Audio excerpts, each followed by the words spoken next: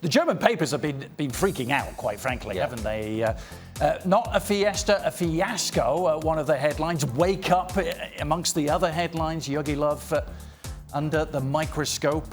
Shaka and Craig. I know. Well, I think they will. I think they will wake up. Yeah. And I expect them to win the next 2 games. I mean, that might sound a bit blasé, but this is the wake-up call, right? Early in the tournament, they've lost games in the group stages before, and it hasn't affected them greatly.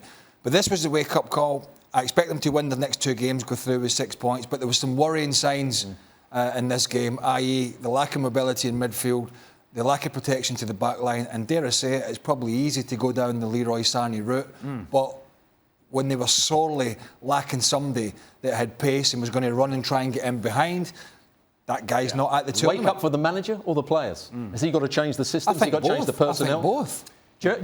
Personnel he'll change, won't he? He'll definitely change the personnel. And despite the defeat, still prohibitive favourites to win the group, Germany. Well, do you understand why? No, I don't. I think Mexico have more than enough to beat both Sweden and South Korea, which means quite clearly, obviously, Germany could only finish second. And depending on who they draw, maybe they don't come up against another test quite like Mexico, another counter-attacking test quite like Mexico. But it was concerning for me how inept Germany were, and in particular certain individuals.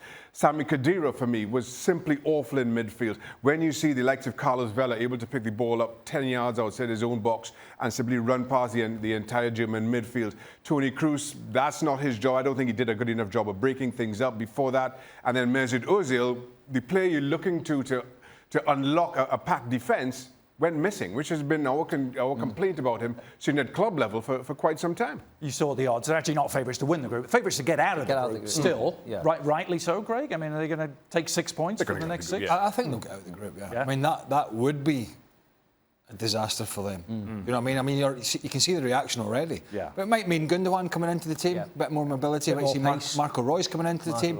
You might see Timo Werner dropping out and Thomas Müller playing through the middle. Although Werner does like to run in behind, against these teams that they're going to play, they're going to be defending deep. So there's not going to be space for him to run in behind.